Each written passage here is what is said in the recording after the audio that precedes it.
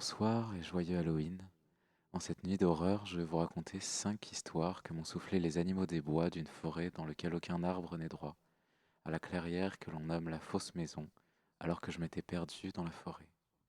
Voici les contes de la forêt penchée. Notre première histoire se passe dans un village du sud de France qui n'existe plus, à une époque où les bêtes pullulaient dans les bois autour des villages. Voici l'histoire du monstre de Melargue. Ce matin au village, après leur réunion, les hommes ont trouvé la femme du maire morte dans une ruelle. Son corps était déchiqueté. Naturellement, les femmes ont été choquées et rapidement tous les villageois se sont soulevés pour trouver le monstre qui avait pu commettre une telle horreur. Et comme souvent à cette époque, la foule, guidée par son curé, a trouvé, dans la folle du village, une coupable idéale. Après l'avoir sortie de sa masure et menottée au centre, à la place du village, un procès commença. Pour mieux divertir la foule, la professeure d'école fut choisie comme avocat. Le curé, devenu procureur pour l'occasion, et le maire converti en juge se donnèrent le mot pour peindre la vieille folle en évidente coupable. Si la professeure insistait qu'il était impossible à une vieille femme confuse d'être aussi cruelle et brutale, on rappelait que c'était une mécréante qui vit avec les bêtes des bois. Et si on dit qu'elle est trop faible pour commettre un tel acte, on lui répond immédiatement que c'est une impie qui pratique la magie et se change en loup sous la lune.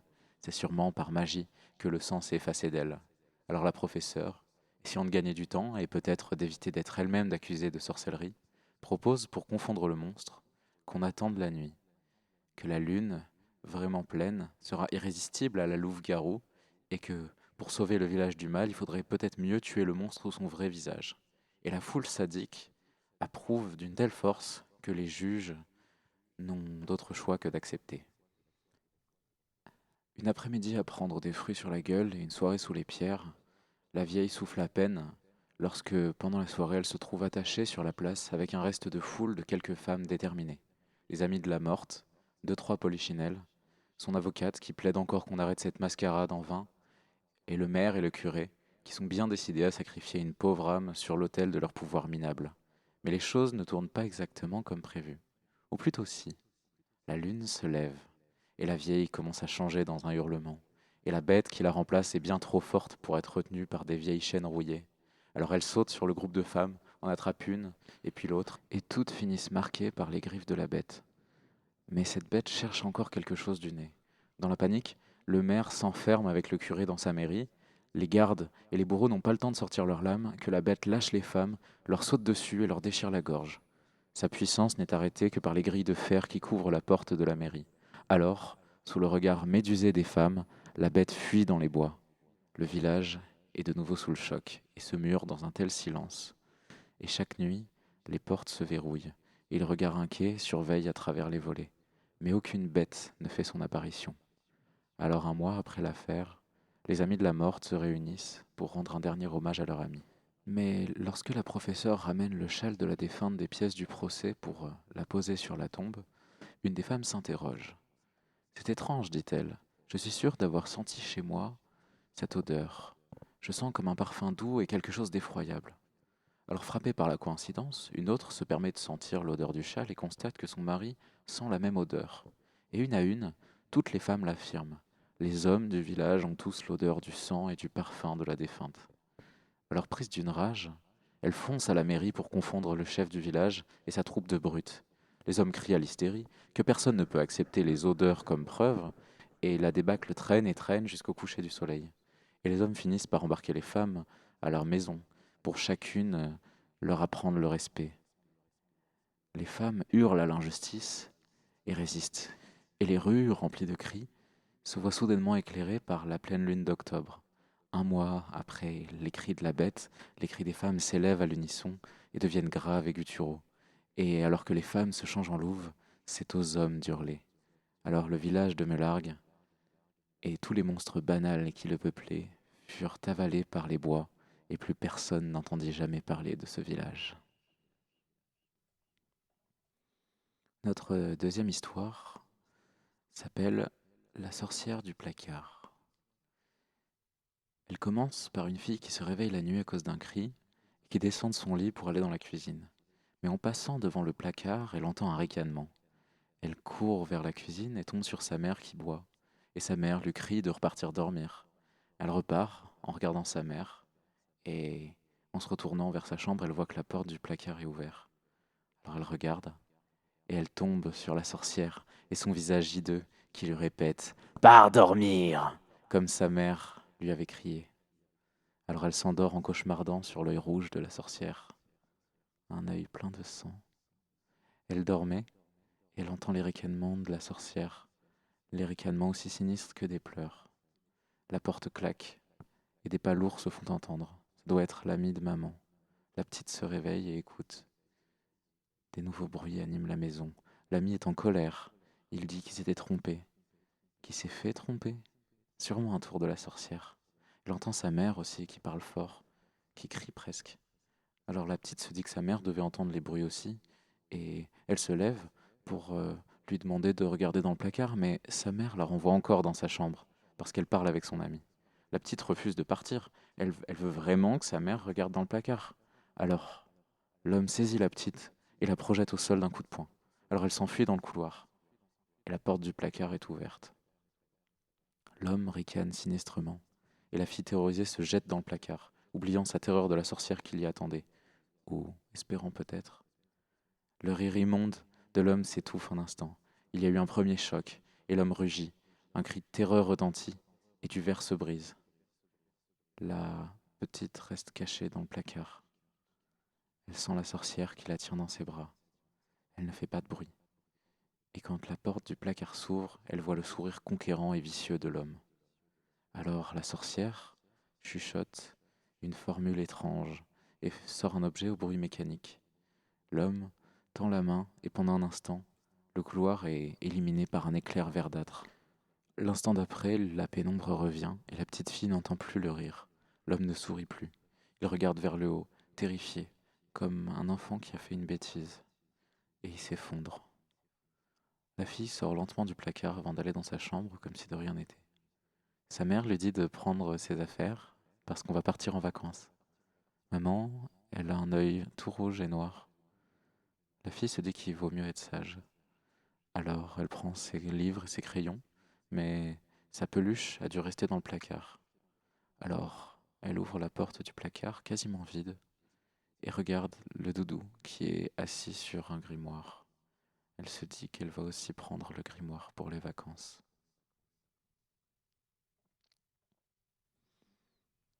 Notre troisième histoire a deux titres.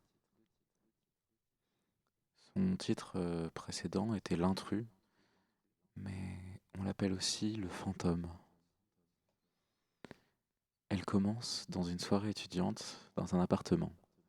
Il y a une jeune femme qui parle avec une autre, son amie, et un homme vient, et il lui met la main sur son épaule. Elle dit non. Elle boit un verre, et l'homme lui remplit alors qu'elle vient de le finir. Elle le regarde dans les yeux, elle lui dit non. Elle prend ses affaires, et l'homme la retient. Alors se retourne et elle dit non, et elle sort de l'appartement.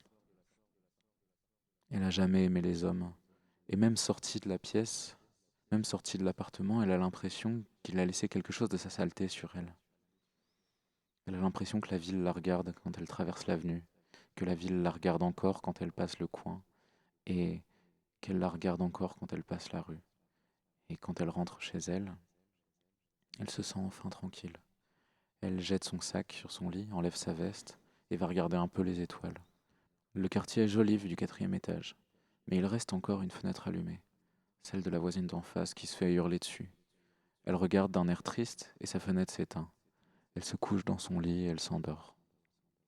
Elle se retourne d'un côté et puis de l'autre, et puis à nouveau, elle sent quelque chose. Il y a quelqu'un sous son lit, mais elle ne le sait pas.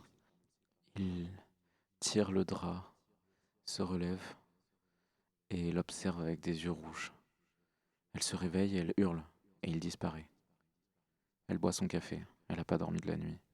Le dessous du lit reste sombre. Elle part de l'appartement, la journée passe, les ombres aussi, et la nuit tombe à nouveau. Elle rentre et va voir la fenêtre. La police arrête quelqu'un et la femme d'en face regarde les policiers partir. Les regards des deux femmes se croisent. La femme va se coucher en buvant une verveine, puis elle dort. La main de l'intrus tire le drap doucement jusqu'à ce qu'il disparaisse du lit. laissant la femme endormie sur un matelas blanc. La femme ouvre les yeux, et derrière elle se tient l'intrus, caché sous le drap, comme un fantôme au milieu de la pièce. Elle ne se retourne pas tout de suite. Il la regarde de ses yeux rouges.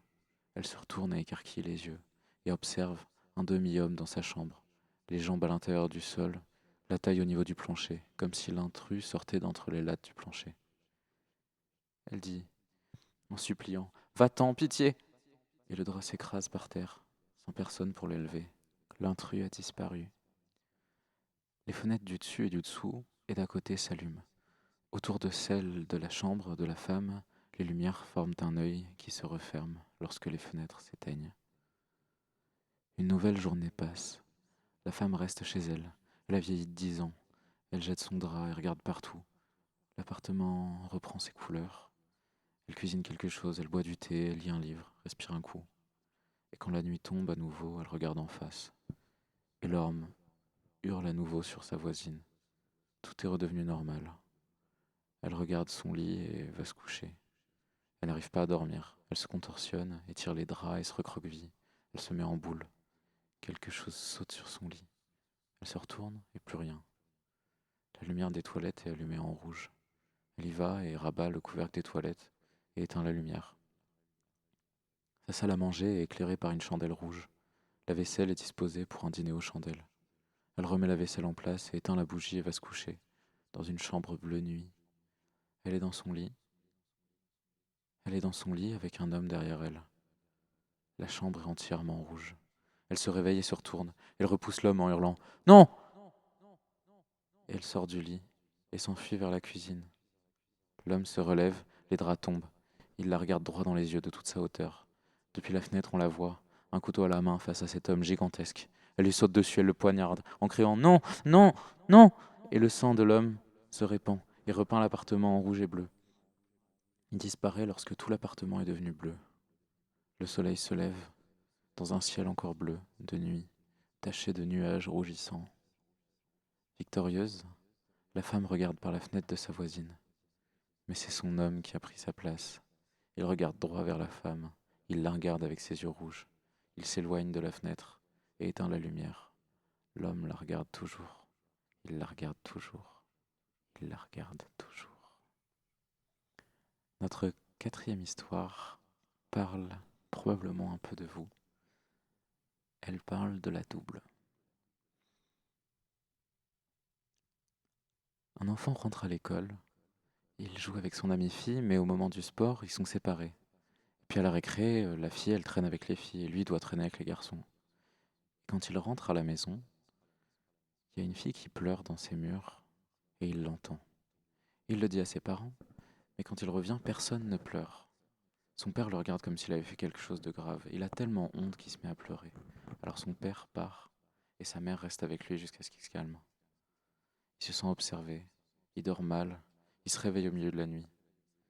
Et c'est lors de ces moments, entre le matin et la nuit très tardive, qu'il passe devant le miroir et il croise le regard à travers le gris et les taches de moisie du miroir, crase le regard de l'enfant caché dans les murs, les yeux rougis par la peur. L'expérience le laisse traumatisé et à l'école, il pleure tout le temps. Alors les garçons se moquent de lui et les filles le laissent seul. À l'école, il n'y a rien qui va, évidemment. Un jour, son ami le trouve caché en train de pleurer, alors elle lui prend la main et ils recommencent à jouer ensemble. Tout le monde les traite comme des amoureux. Les filles le regardent différemment, les garçons aussi. Il est un peu plus proche d'être un homme, et quand il rentre, il n'entend plus les pleurs. Il gagne rapidement une grande confiance en lui, au point de prendre son amie, sa copine peut-être, pour acquise. Sous le regard de ses nouveaux copains, il se permet de plus en plus. Et lorsque son ami est gêné et prend de la distance, il s'énerve. Un jour, alors qu'elle venait jouer à la maison, il essaie de l'embrasser. Et elle s'éloigne immédiatement, et elle est très gênée, donc elle part. Et le soir, les pleurs dans les murs sont plus intenses que jamais. Alors le garçon, il a commencé à frapper les murs. Devenu un petit homme, il riait de tout. Des femmes, des étrangers, des gens étranges, des handicapés. Avec lui, tous les petits hommes riaient. Les rires rendaient très heureux, et dans sa maison, qui pleurait, il gagnait confiance en se murant dans la colère. Il s'était entouré d'une bande de copains, il régnait en maître, sur les salles de classe, puis sur les bars et les rues. Et leur règne y dure jusqu'au dernier été, avant qu'ils partent devenir étudiants. Le dernier soir, dans le bar, ils mettent en place leur blague préférée. Comme dans un film qu'ils avaient vu, ils se déguisent tous en femmes et ils passent la soirée à faire chier les clients, surtout les clientes du bar. L'une d'entre elles ne supporte pas la blague et repousse l'homme, et il insiste. Et elle finit par le mordre alors qu'il tente de la serrer dans ses bras. Choqués, les copains du jeune homme repoussent la femme hors du bar et malgré leur effort pour le réconforter, le jeune homme finit par rentrer chez lui. Et au moment de s'endormir, il n'arrive plus à être en colère. Bizarrement, les sanglots se font pas entendre. Mais à minuit, dans son coin le plus maltraité du mur, la poussière commence à tomber. Il a à peine le temps d'ouvrir les yeux que la plaque de plâtre maltraitée se déchire pour laisser place à l'enfant du mur, qui a bien grandi. C'est devenu une chose malade, mal nourrie, mais surtout furieuse, qui saute sur son cou. Et malgré plusieurs tentatives de défense, il n'arrive pas à briser l'étreinte, et il finit par succomber à l'étranglement. Alors, la chose va se doucher, puis se maquiller un peu, se coiffer comme lui. La chose, elle met un pull qui lui va pas vraiment, un jean qui lui va pas non plus, et les baskets préférées du garçon, et passe le reste du matin à bricoler quelque chose. Et lorsque tout le monde se lève, aux questions des parents, la chose répond avec une voix similaire à la sienne, quoique plus usée, qu'elle a dû trop boire la veille et que ça l'a mis dans un mauvais état. Lui, il est bloqué dans le mur. La chose l'a littéralement passé à tabac. Elle a aussi passé le matin à réparer le mur, alors bloqué à l'arrière, il commence à explorer. Il trouve son chemin jusqu'au miroir, puis il voit sa mère qui pleure parce qu'elle croit que son fils est parti à la fac. Il essaie de hurler pour qu'elle l'entende, mais peut-être parce qu'il a mal à la gorge, elle réagit pas. De son côté, la double trouve sa place dans sa nouvelle vie. Elle découvre le monde extérieur et fait preuve d'un énorme enthousiasme. Elle prend vie à chaque jour passé à ne pas boire des fuites de tuyaux ou à manger des restes ou des rats. Elle s'épanouit tellement, elle crée des nouveaux liens avec tout le monde et commence à sortir de son personnage, à s'habiller plus coloré. Sa gorge guérit et prend un timbre plus aigu, quasiment androgyne. Et lors des soirées étudiantes, elle découvre la danse et ses amis en tout genre lui donnent des nouveaux vêtements. Elle était si différente du petit homme que tout le monde accepta sans hésiter son nouveau prénom. Et elle gardait les parents du petit homme au courant. Lui, de son côté, il commence à boire l'eau des tuyaux, par soif, à piquer des provisions depuis l'arrière des tiroirs, et affamé, il commence à manger des rats. Et il enrage à chaque fois qu'il entend à travers les murs les discussions de ses parents, et à chaque fois qu'il entend la double le remplacer lentement mais sûrement. Un jour, la double revient, les cheveux longs, la voix féminine, le nouveau prénom et pleine d'amour envers ses parents, pas une once de colère. Et le soir, le mur si solide qu'elle avait reconstruit a été gratté par le garçon des murs. Mais elle le sent venir, alors elle dort pas lorsqu'il essaie de s'attaquer à elle. Elle est forte et sûre d'elle, et préparée. Alors elle le plaque au sol et elle lui demande s'il voulait la tuer. Il lui hurle dessus de lui rendre sa vie, et elle lui dit qu'il en a perdu le droit, vu son comportement avec les femmes. Et lui donner une vie de femme lui irait sûrement pas. Alors il se met à pleurer. Elle lui dit de retourner au mur, ou de tenter son propre chemin. Il enrage encore. Alors elle lui propose de mettre fin à tout ça, cette rivalité, et de vivre côte à côte à l'université, de prétendre qu'ils étaient cousins ou jumeaux. Alors il acquiesce de la tête, et lorsqu'elle s'endort avec lui dans le lit, il se lève pour aller aux toilettes. Dans la salle de bain, il voit son reflet, pour la première fois depuis longtemps, aussi malade et usé que celui de la double lorsqu'elle sortait des murs. Par réflexe, il frappe le miroir. Il se lave un peu, il regarde son visage dans un morceau de glace tombé dans le lavabo, et il finit par enrouler le morceau de verre dans une serviette, et il part, résolu à tuer la double. Mais la lune se reflète sur le morceau de miroir, directement dans l'œil de la double, si facilement réveillée. Par réflexe, elle frappe la main, et le morceau de miroir lui part dans la gorge. Il se vide de son sang en essayant de la maudire une dernière fois. Le matin, une grande fête est organisée pour son retour, et pour fêter l'anniversaire manqué pendant qu'elle était loin. Tous les vieux amis, et toute la famille, et même les voisins sont invités. Tous heureux, saluant la femme qu'elle est devenue. Et surprise du jour, Elle avait cuisiné toutes sortes de plats à la viande. Le mot flottant, de bouche en bouche, la question sur toutes les lèvres. Mon ami, ma fille, devenir une femme est une chose, mais comment es-tu devenue une aussi bonne cuisinière?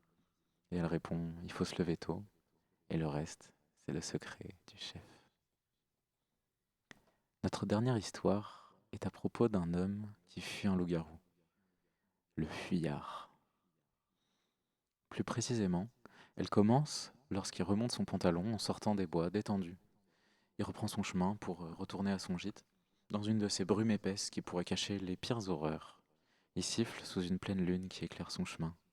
Il fait quelques pas quand il est surpris par un cri au loin. Il continue en pressant le pas. C'est un cri de loup qui appelle sa meute, mais aucun cri ne lui répond. Alors il crie encore, enfin il rugit cette fois. Et puis plus rien. Sans demander son reste, l'homme continue aussi vite qu'il peut. Le bois est trop calme. Il se retourne un peu et, enfin, au loin, pas si loin, il y a un loup gigantesque qui court, vraiment pas si loin. L'homme court comme un dératé, il laisse son sac derrière lui. Le loup éventre le sac en deux coups de griffe. Il en sent l'odeur, et puis il regarde autour de lui, et voit l'homme qui court. Il dévore la distance qui les sépare en quelques instants. L'homme se retourne avant que le loup le plaque. Il sort sa lame et plante 5 fois la tête de la bête, et recule en boitant. La bête se relève sur ses pattes arrière, écarte les griffes de sa patte avant, et saisit la lame à pleine main de monstre et la sort de son crâne. L'homme regarde le sang qui s'écoule, de moins en moins vite, et les blessures, les coupures se referment à vue d'œil. La bête est encore aveugle, alors il en profite pour fuir, dans un tonnerre de hurlements enragés. Et après le plus important sprint de sa vie, ses poumons le brûlent lorsqu'il trouve le gîte. Il se rend compte qu'il saigne de la main, alors qu'il est en train de taper aussi fort qu'il peut sur la porte. Il y a une voix d'homme, le gérant du gîte, qui lui dit de partir. Il hurle à l'homme qu'il n'a pas le droit de le laisser mourir. L'homme lui demande ce qui lui arrive et il hurle qu'il est poursuivi par une bête. Alors l'homme lui dit de rester là. Durant quelques instants interminables, les cris de la louve se rapprochent du fuyard. Il hurle à la mort qu'on lui ouvre et la bête finit par plaquer la porte qui cède. L'homme attrape la bête et lui hurle de se calmer. Le fuyard se relève et monte l'escalier, limite à 4 pattes, et tombe sur une échelle qui se dépêche de grimper pour pouvoir se réfugier dans le grenier.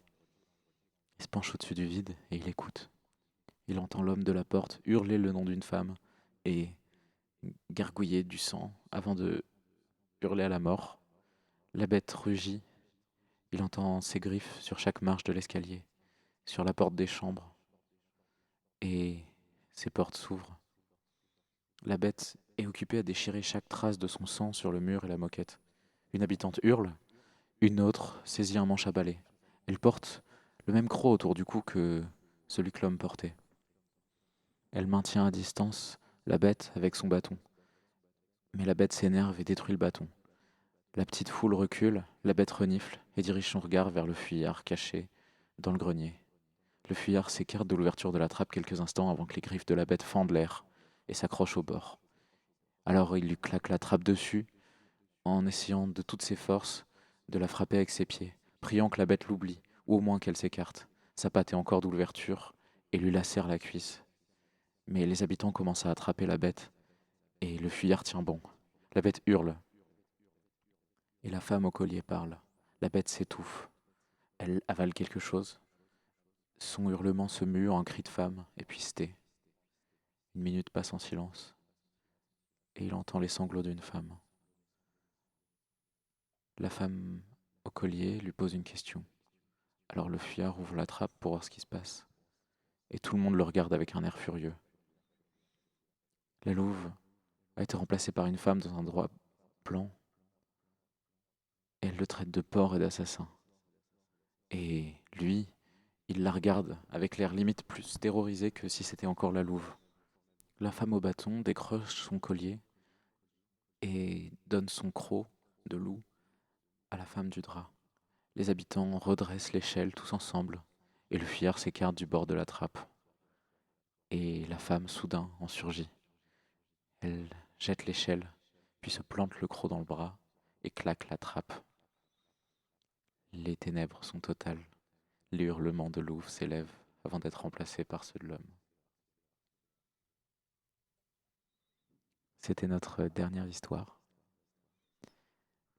Pour conclure notre nuit d'horreur, Rappelez-vous qu'Halloween guette toujours, et que le monde des bêtes, des monstres et le nôtre se croisent dans chaque ruelle sombre, à chaque cri qu'on entend dans la rue, et à chaque fois que la lune se lève. Joyeux Halloween à toutes et à tous.